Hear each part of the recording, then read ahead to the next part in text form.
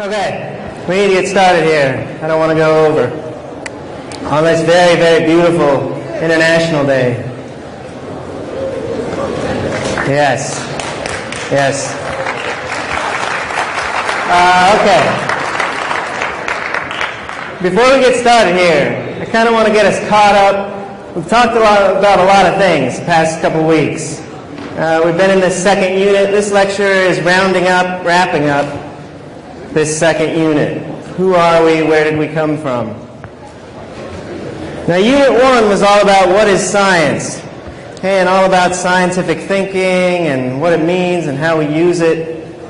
And then we jumped to Unit 2, and I know I've heard from a lot of people in my own class and throughout the whole group of sections that it's gotten a little bit technical. Right? We're talking about DNA, we're talking about genetics, evolution. And it's true, it's gotten a little bit technical. The important thing to remember is that this is a scientific thinking class, not a science class. But it's important to remember as we go on, things are only going to get stranger. Okay, this unit, who are we? Where did we come from? The next unit, our place in the universe. Looking at where everything comes from. Going all the way back as far as we can possibly go. These things are very, very strange. Okay, why did we choose these topics?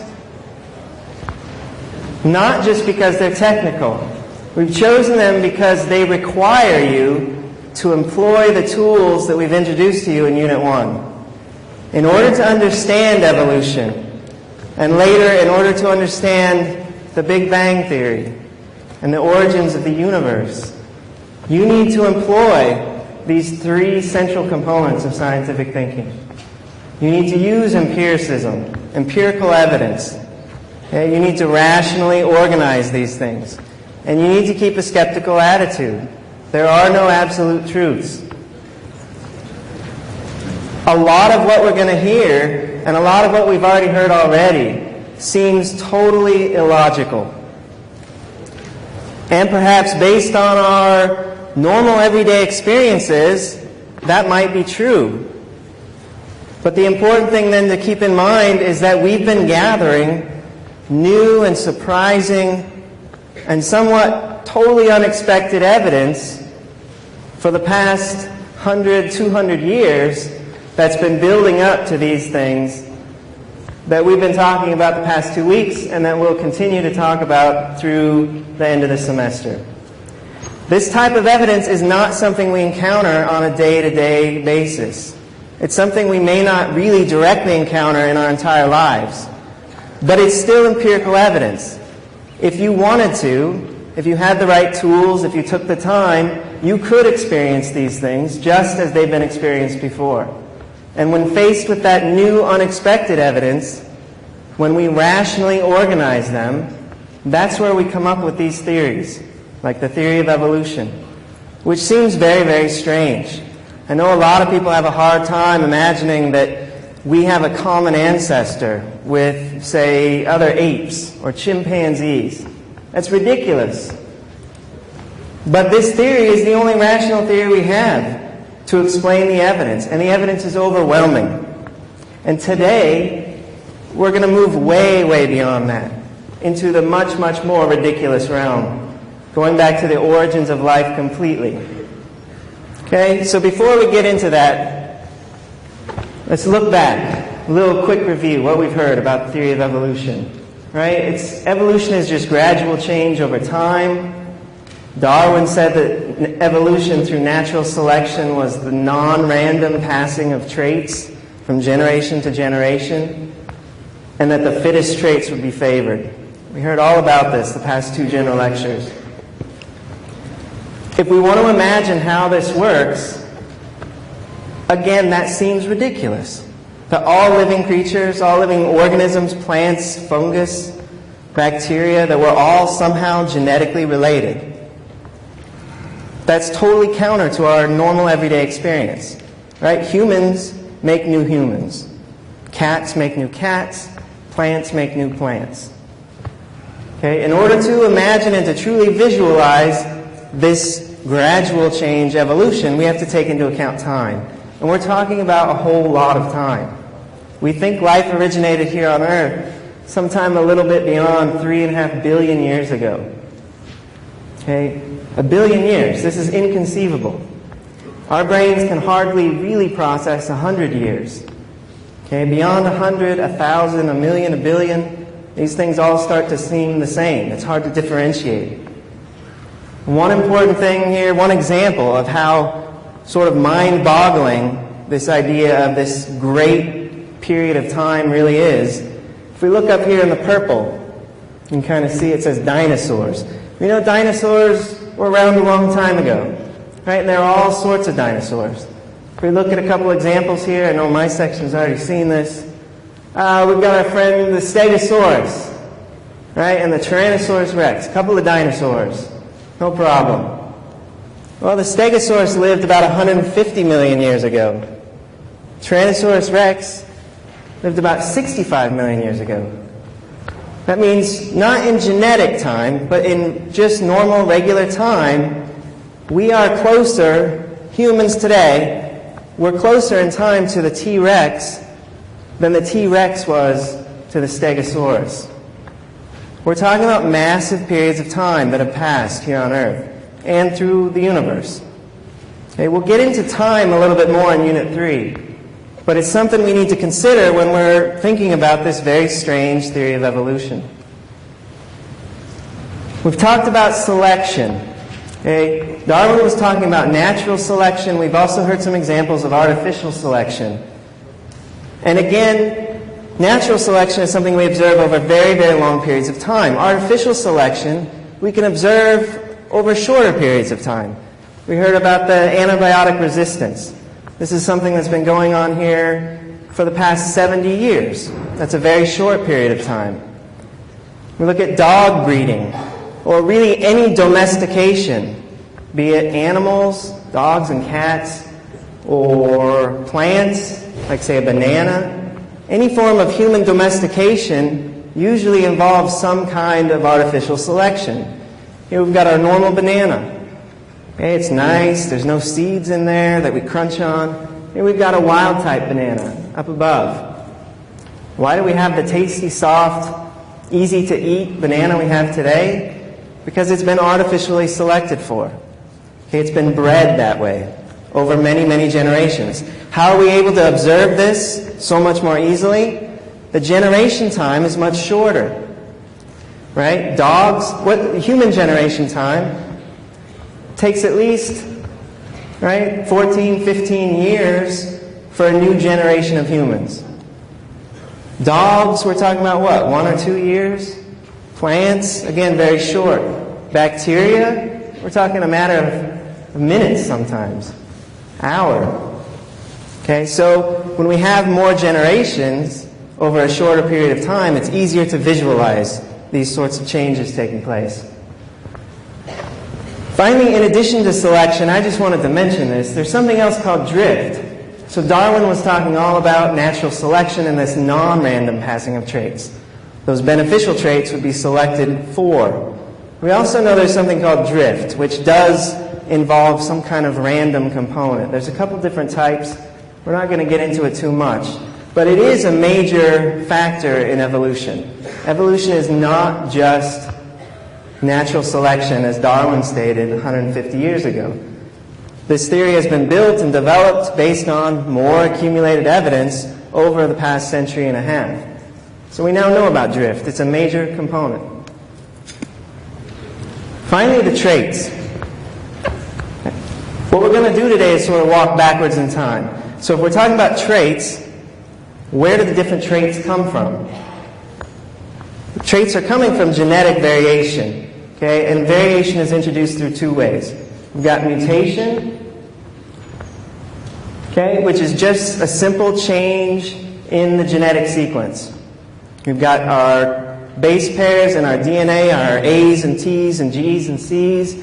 And anytime that sequence changes, that's a mutation. It's that simple.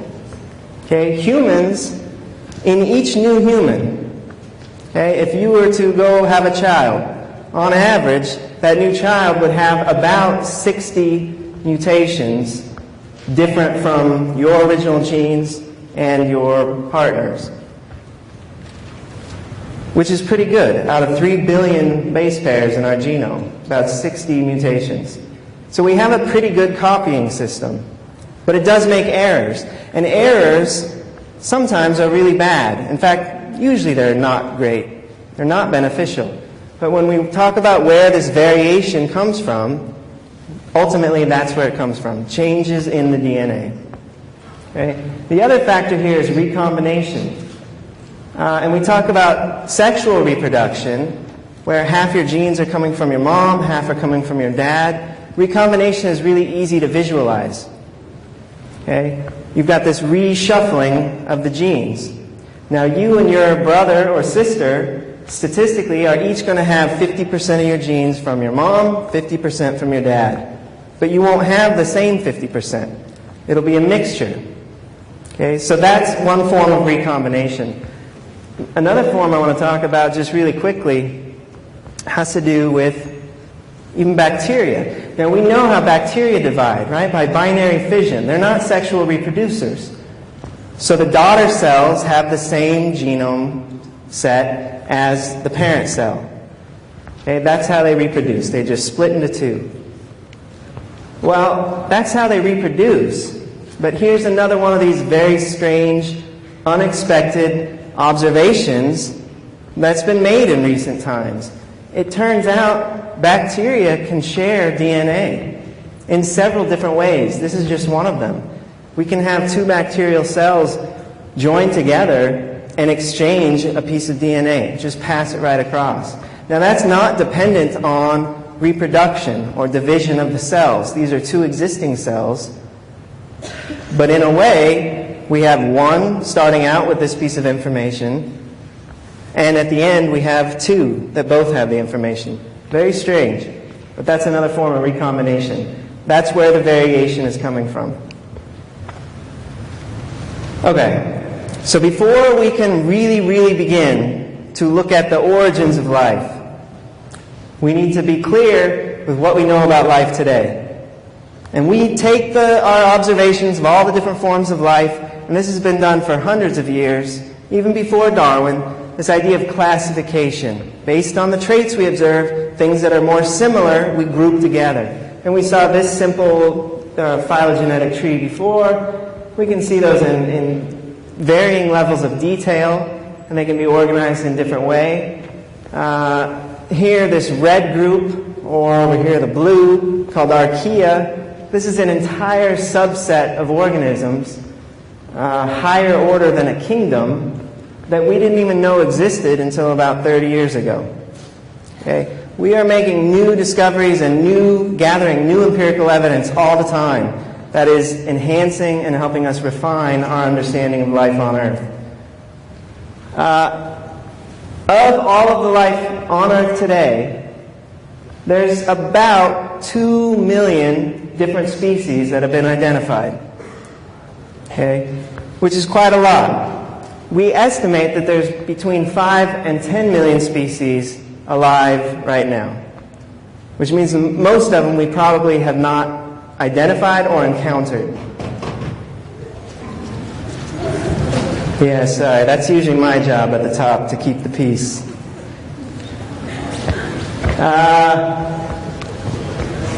Okay, so we want to move backwards.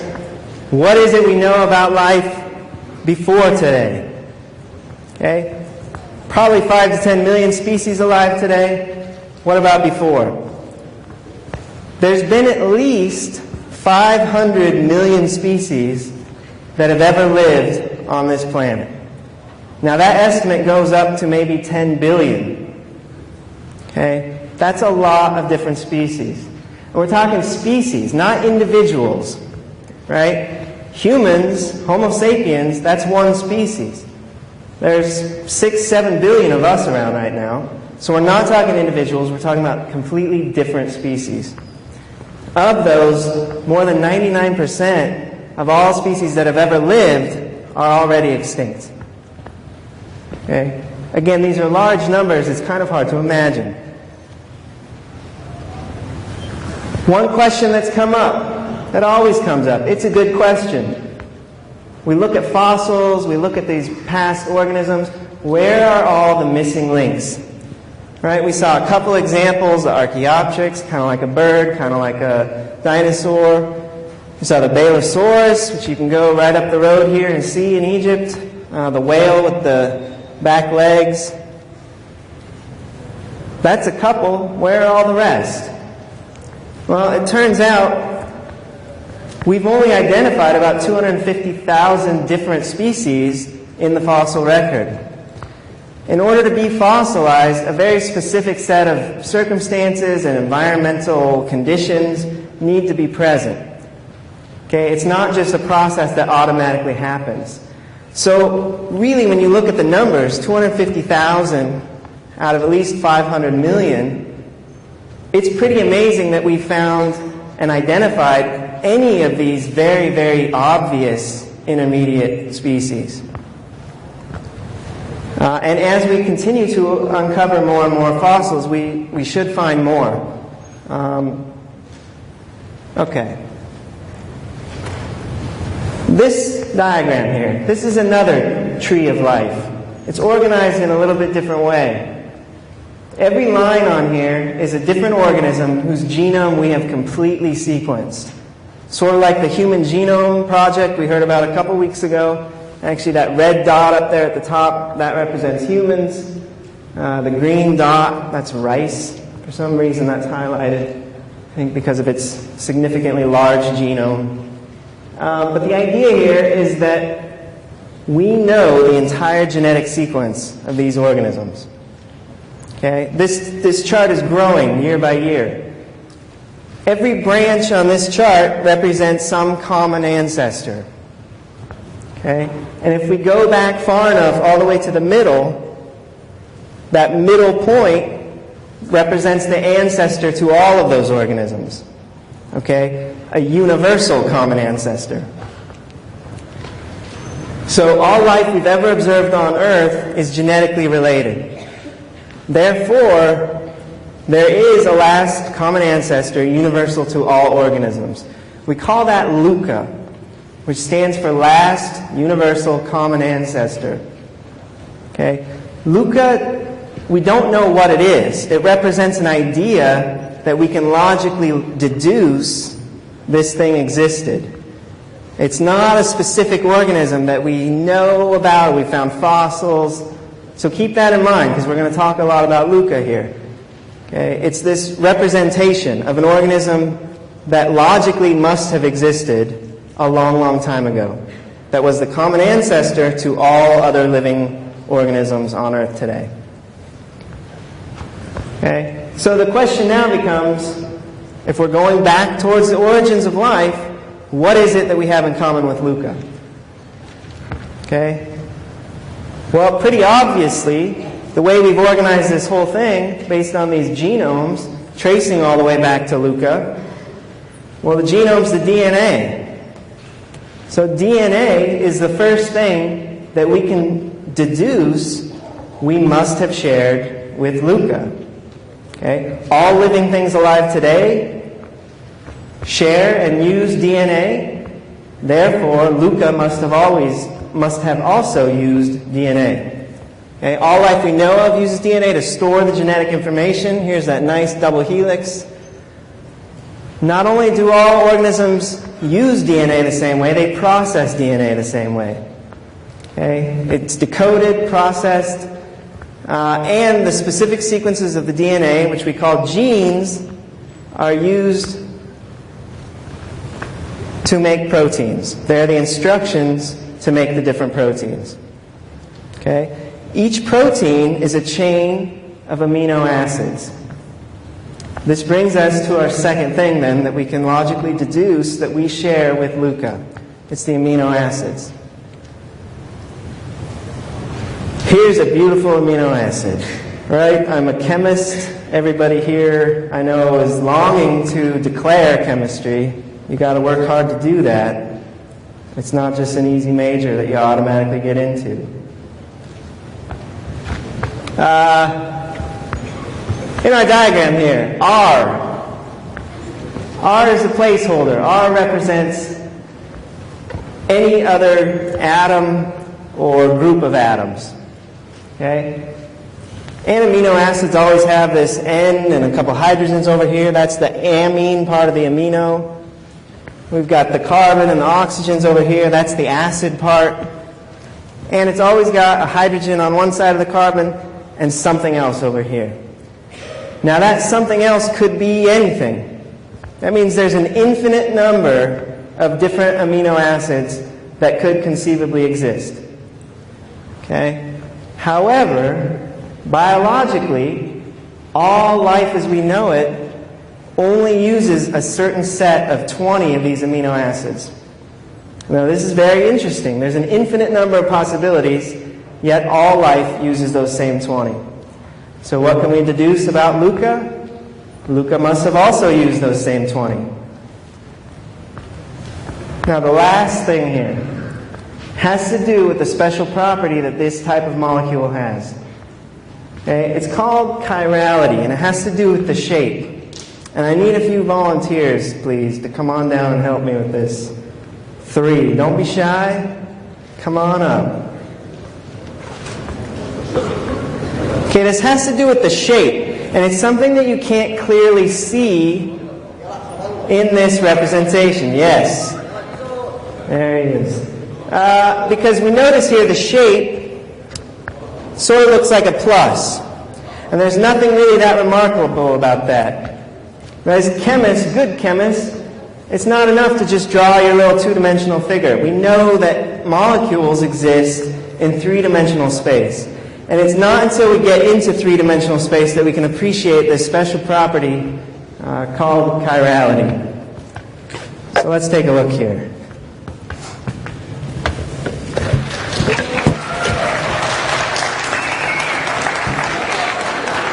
Yeah, you want to just kind of twirl those around? Give it a twirl. Just twirl that around, please. Go ahead. Just twirl them all over.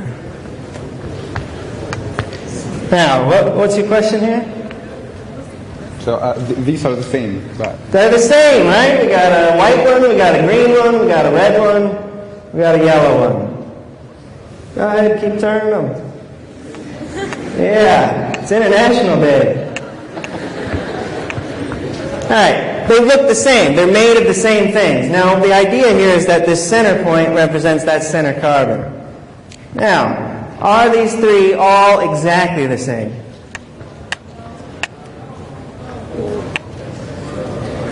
All right, why don't we get a little closer and see if we can line them up? You scientific thinkers here, you solve this puzzle. the atom orientation. Show us. So here's the red, here's the white, here's the red, here's the white. The white has been here.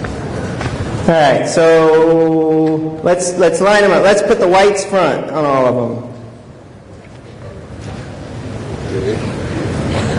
There we go. Point it out to the crowd.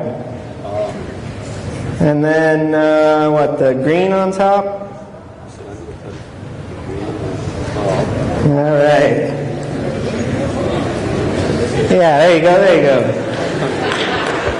All right. That's something different. Exactly. These two are the same, right? We can superimpose those, and they are the same. Mr. Odd Man Out over here has a problem. It looks the same, but it's not, right? It's mirror imaged. That's this property chirality. It seems like that would make no difference whatsoever. And in fact, for most chemical purposes, these are all equivalent. We treat them the same. But it turns out they are actually very important.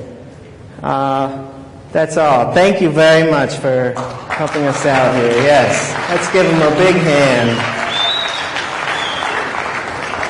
You kids are going to go far. Okay. So, this business of chirality. It's this mirror image property. And we can think of it sort of like our hands. Our hands are the same, but they're not exactly the same. They're mirrored from each other. They're opposites. So same thing with these chiral molecules. Now, amino acids aren't the only molecules that have this property, but it just so happens every single one, except for one exception, does have this property. Okay? Again, two versions. There's always a left-handed and a right-handed. When we make these molecules in the laboratory, okay, I'm a brilliant chemist. I'm going to go into the laboratory and synthesize a batch of these. I will always get an even mixture, 50% left-handed, 50% right-handed, every time. Okay? However, all life that we know of uses only the left-handed version of all 20 of the amino acids. Okay? All biologically produced amino acids are left-handed. Now this has something to do with the way these proteins fold up and how they get their catalytic functions. We're not going to get into that too much, except just to identify that this is a very interesting property, and it's also very interesting that all life that we know of only uses the left-handed version. Therefore, we can logically deduce once again that Luca must have also used only the left-handed version. Okay, so what do we have in common? Right, we said Luca must have used DNA to store its information, and it must have been processed essentially the same as it's still processed today. Luca must have used the same 20 amino acids that are used by all organisms today. And it also must have used the left-handed version of those 20 amino acids. So we use the theory of evolution to help describe the processes by which life changes, the way populations of organisms gradually change from generation to generation. However, it's limited. It's great at what it does. It tells us how these things change. But it's limited to the extent that we can only really go back about as far as that last universal common ancestor, which hopefully we can appreciate must have been a very complex organism. If it's using DNA, if it's using amino acids to build its proteins, that's a pretty complex thing. And evolution doesn't really help us look beyond that. That's about as far as we can go. Evolution presupposes that life exists. It's describing how it then changes. But we're interested in the origins.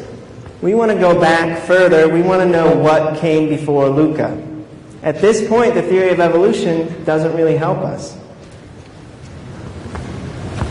If we want to know what came before, we need to know then what we're looking for. What exactly is this thing we call life? It turns out, and if you think about it, you'll probably come to the same realization, there really is no universal definition for life. There's no blanket statement that says, yes, this is absolutely the difference between living matter and non-living matter. The best we can do is to come up with a list of qualities which we understand to be essential to all organisms as we know them.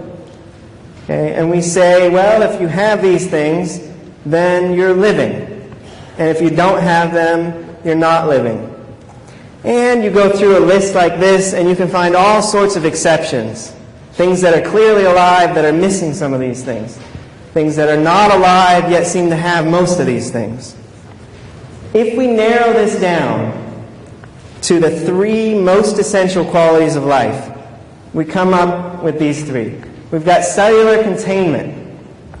That just means isolation from the environment. All life that we know of has some kind of protective case, a cell.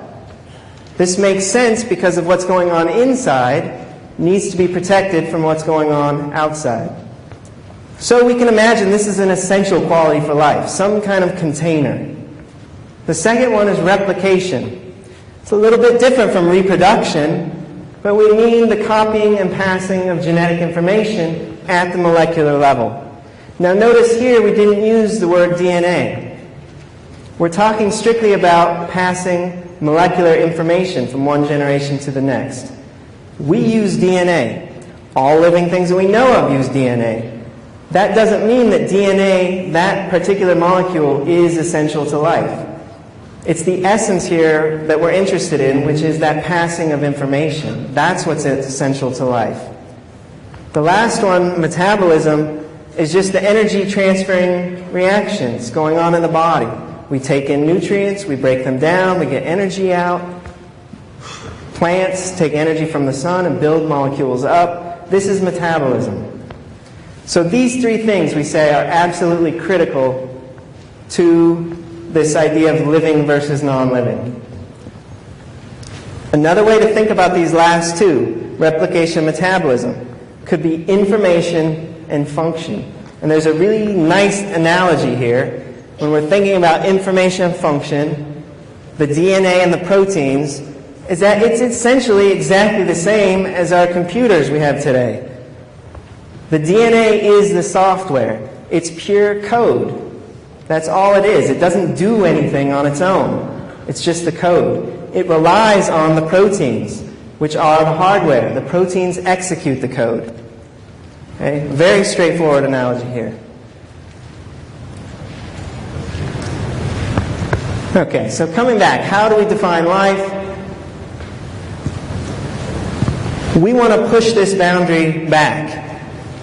Right? So we're saying if we move back beyond the last common ancestor, something down here, if we're saying it's alive, should still have these three things, but they might look a little bit different. It might not be DNA. It might be proteins using 30 amino acids. It might be something not exactly like proteins at all, but something carrying out metabolic chemical reactions. How do we investigate this? And how do we investigate this question? What is the origin of life on Earth? We use biology. This is what we've heard a lot about the past 2 weeks, which is a study of living organisms on Earth. Right? We better understand what is alive around us today, and again, we look for trends, we group these things, we classify, and it helps us understand what came before. We use paleontology, which we've heard a lot about today and the past couple of weeks, studying fossils.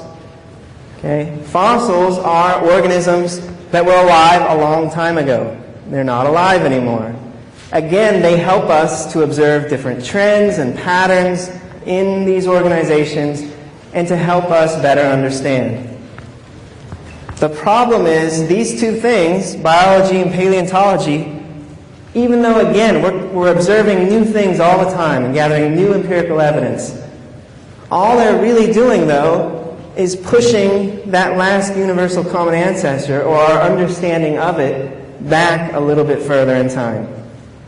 We're understanding life further and further and further back in time, but again, that life is made up of these shared things that we already understand, like DNA and the proteins, the amino acids, the left-handed amino acids.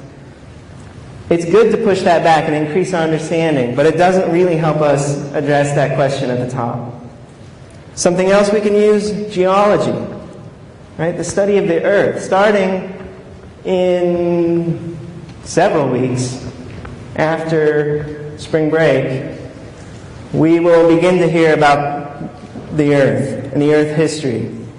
Geology is important because if we want to imagine the environmental conditions a long, long time ago, 3 billion years ago, 4 billion years ago, when we think this stuff started happening, it's good to know what it was like when that started happening. So geology can help us at least set the scene for that origin of life. But again, from a biological perspective, it doesn't really help us address those questions. So here's 3 other fields, one of which you've heard of, I'm sure, 2 you may not have, that really help us address this question. What are the origins of life on Earth?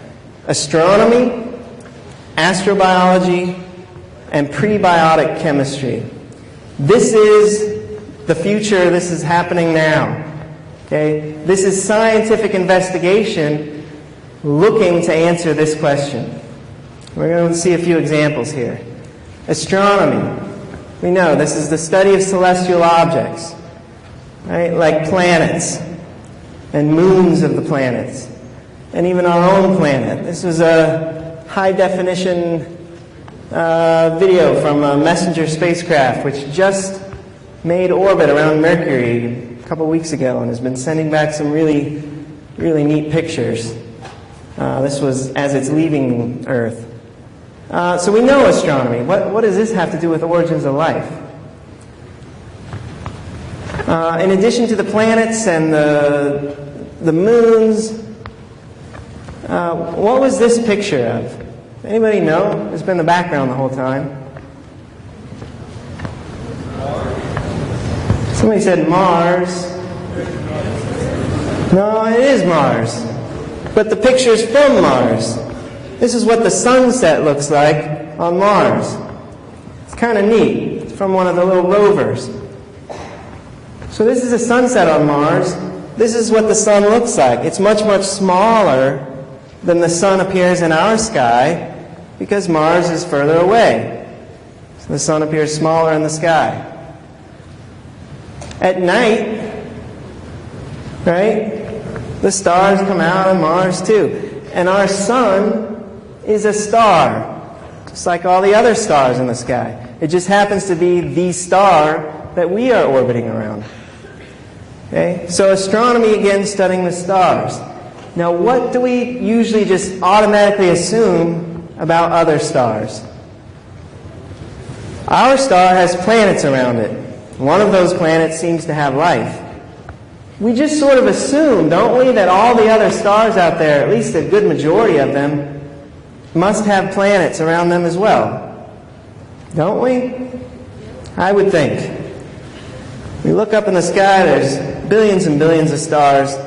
Surely they have planets surrounding them as well. Well, it turns out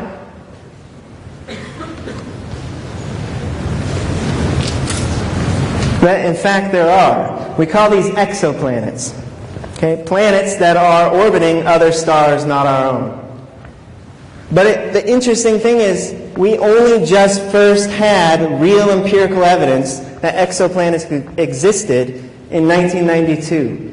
Now we're up to something like 540 positively identified exoplanets. We're finding them almost weekly now that we have the new technology. In addition to that, at least 58 of these systems are multi-planet systems like our own, where there's more than one planet orbiting the star. This is very important. How does this relate back to this question, origins of life on Earth? It links right into this next field, astrobiology, which you can see is a joining of astronomy and biology. This is the field of study searching for evidence of life beyond Earth. Now this is real. It sounds like science fiction, right? I'm sure this is obviously the first thing that popped into everyone's head, Star Trek, right? Their 5-year mission is to seek out new life and new civilizations, to boldly go where no one had gone before. Yes. And they had an astrobiologist on board for at least one of their brief missions. And they find aliens, and this is clearly not from the Star Trek universe. Aliens, right? This is astrobiology. It sounds like science fiction, but it's not. This is all science fiction. Okay? Real astrobiology has to do with things like finding biomolecules and precursors to biomolecules outside of Earth. Okay? On other planets and moons and comets and meteorites falling to Earth, we find these biomolecules, or say these amino acids. And water. Water is a huge thing that's not directly linked to life. It's not a requirement, or it wasn't included in our list of essential components of life. And at the same time, we know biologically and biochemically that water is critical to most metabolic reactions. Meaning, if we want to look for life elsewhere, Somewhere with water is a good place to start. Now, why are we looking for life elsewhere? We're trying to understand the origins of life on Earth. Why should it matter if we find life elsewhere? It has to do with this, again, kind of strange idea that if we are all descended, all life on Earth today is descended from a common ancestor that worked essentially the same, then that means we are essentially a sample population of one. We are one form of life. We know a lot about our one form of life and about all the different ways it looks today and has changed over time and split and diverged. But we're a sample population of one. And it's hard to discover where that one came from if that's the only population you're working with. If we were to find life elsewhere, or evidence of life elsewhere, whether existing today or existing a long time ago, that would increase our sample population. If we can understand how life works on other planets, if it even exists, then that would help us to understand in a different perspective how we really operate here, or maybe how we originated. More astrobiology. We identify other planets and moons for their potential to support life. Okay, this isn't just the search, this is the identification. For example, Titan, one of the moons of Saturn, which I understand we'll be viewing sometime tomorrow? Yeah. Talk to Dr. Ibrahim after class there. Titan, the moon of Saturn, the only other celestial body in our solar system that we know of that has an atmosphere. And it's mostly nitrogen, sort of like ours. Okay? And it's got methane oceans and probably land masses as well. Europa, a moon of Jupiter. Okay? This has water, ice, frozen all over the surface. And we're pretty sure there's liquid water underneath. Does that mean there's life there? No. But there might be. It's a good place to look. Hey, what's this over here? Does anybody know? Yeah, volcano, actually. It's a type of volcano. We call it a hydrothermal vent. It's a small underwater volcano. Okay? These exist all around the world, at the bottom of the oceans, we think. Okay? We only know where a few of them are. Some of them are up around the west coast of the United States, and some are down around Central America, and there's some right here in the Red Sea. So one of the very few locations that we know these things to exist, some of them are right here in our backyard. So the other thing we do here is that we locate places on Earth that seem as if they might have been suitable for that origin of life development. One of the top candidates are these hydrothermal vent environments. We'll come back to why we think that is. Finally, astrobiology. We identify remnants of extraterrestrial life. Did you know that extraterrestrial life existed?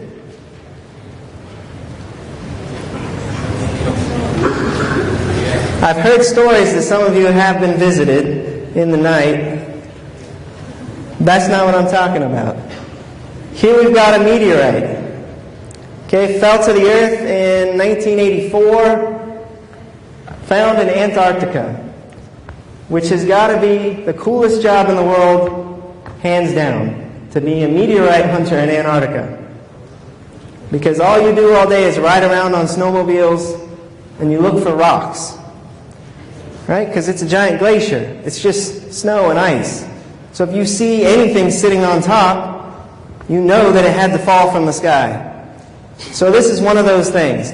And they cut into it, and they used some electron microscopes, and they found this thing, and these things. Okay, this was 1996. And they said, wow, that looks like bacteria. We think these are bacteria fossils. And we know, because of chemical analysis, that this meteorite came from Mars several billion years ago. We've got evidence for life on Mars. This was a huge announcement.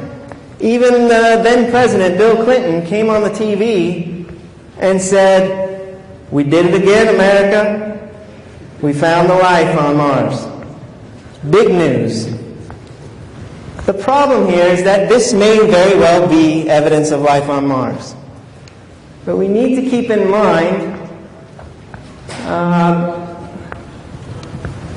that extraordinary claims require extraordinary evidence. And this is a pretty extraordinary claim, to say that there's life on Mars, or that there was life on Mars billions of years ago. Here is some of this bacteria, cyanobacteria. That's what they said it looks like. And if you look, these segments here, it really does look like that. Quite a bit, actually. One of the problems here, where we're lacking a little bit in extraordinary evidence, has to do with the size. If we compare these, we've got a scale here, 10 micrometers, over here 500 nanometers. These things are significantly smaller than the cyanobacteria we see on Earth today. So that raises some doubts. Okay, maybe this is not life on Mars. Maybe this is just some weird mineral natural formation that we haven't really seen before. Well, here we go, March 2011. This was about a month and a half ago. Okay? Other meteorites have been examined, and they found all sorts of new weird structures. Okay? Again, that they're saying are cyanobacteria. Okay, we can see some, not only does it have the segment stuff, but we've got different features. We see the size, 1 micrometer here. The size is much more at the scale we would expect with bacteria. We've got comparisons again with the living cyanobacteria, microfossils in the meteorite. They look the same. Again, a good scientific thinker should say, that's really interesting. Let's try and find more. But right now, it's still maybe not quite extraordinary evidence. It's very interesting. But we need to find more. Okay, before we can truly say, yes, life existed on Mars. Or we need to just go to Mars and start digging around. Okay, finally, we're almost done. Prebiotic chemistry. This is the field of study investigating spontaneous, meaning naturally occurring, non-biological chemical reactions that can produce biomolecules. So again, this moment or actual origin of life is something we're not entirely clear on, but we're filling in the gaps. Okay, so we're using these different techniques to help fill in the gaps and slowly narrow in on what may have happened on Earth. So with prebiotic chemistry, we're going way before the development of something we would call life. Life would have needed some of these biomolecules to develop. So can the biomolecules come about naturally? Or do we need life to make the biomolecules? That's where they generally come from. So we do all these different reaction pathways and all sorts of things. Turns out these hydrothermal vent systems are very rich in clay minerals. Okay, clay minerals are very interesting because they catalyze all sorts of reactions. There are several major research projects going on right here at AUC right now involving synthetic clay minerals and the study of their catalytic properties, how they cause certain reactions to happen. This is very well known and well understood. So what we've been trying to do, prebiotic chemistry, is to take naturally occurring clay minerals, like those found in these vent systems, and to see if they can catalyze some of these reactions to form these biomolecules. This video over here is showing the assembly of nucleic acid bases into a polymer chain, similar to like an RNA or one strand of a DNA molecule. It's also suspected that clay may have been a pre-DNA information storage molecule because of the repeating patterns I'm not going to get into that.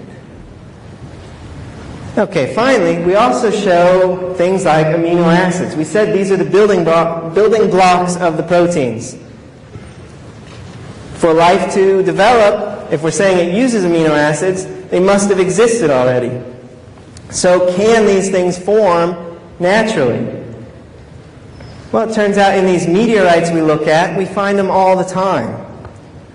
Okay, we slice open the meteorite before anybody used the electron microscopes to find those neat-looking fossil structures. We've been doing chemical analysis and finding all sorts of amino acids. They do exist. They've been made on Mars. Now, it turns out, every time we look, we always find a 50-50 mix. Half left-handed, half right-handed. So right away, there's a problem that cancels out any notion of a biological origin. Now, if we found all left-handed or all right-handed, that would pretty much be a big red flag that says life made these amino acids. But we haven't found that yet. Reversing that with the prebiotic chemistry, we want to see how can we form these things. This guy Stanley Miller, 58, very famous set of experiments in which he took a mixture of different gases and took a neat little handheld Tesla coil and caused some electric sparks in this little mixture, similar to lightning in the atmosphere. And sure enough, he made all sorts of different amino acids. Now this is mimicking not really conditions on early Earth as we understand them today, but potentially conditions on, say, Titan, or perhaps beneath the oceans, beneath the frozen ocean of Europa. So it is possible for these things to be made. Again, how does that relate to good scientific thinking? Because if we can falsify that, if we can't show that these are easily synthesized naturally, then we would have a hard time being able to explain how life could develop using those as building blocks. The building blocks need to be there before the building can be built. Okay, so we're going to wrap up Unit 3 here. Again, who are we? Where did we come from? Some simple, straightforward answers here. We're human beings. We're members of this species that we call Homo sapiens. From this planet we call Earth, and as far as we know, we are completely alone in this universe. Now in Unit 3 we're going to hear a lot more about the universe. It might be unlikely that we are alone in the universe. But again, that's the only really reliable evidence that we have. Earth is the only inhabited planet in the universe. Okay? Anybody know where this picture comes from? I guess it already says it now, right? This was something that we sent up on several early spacecraft. Pioneer 10 and Pioneer 11. We put this plaque on there. They were scheduled at the time to be the earliest spacecraft to leave our solar system. Okay, we've since developed newer, faster spacecraft that have overtaken them, but that was the idea. These were going to be our first signal out into deep space, out of our solar system, throughout the universe. Why did we put this plaque on there? To show off our beautiful bodies? No, what's the guy doing? He's waving. We're saying, hey, if anybody ever finds this, here's us. Hi, we made this. And there's some complicated diagrams here that supposedly someone who found it, if they were intelligent, could crack this code and determine where it came from. And there's a picture of the craft itself behind them. We put this on there, again, just on the off chance that someone might find it, someone intelligent. Probably it will just continue flying through space for billions of years, never to be disturbed. We also put on a record player, a real turntable with a golden record with all sorts of examples of music from around the world and people talking, just so that if anyone ever found it, they might know where it came from. So that's us. Okay? What about us? We are an intermediate species. Everybody's asking, where are all the intermediates?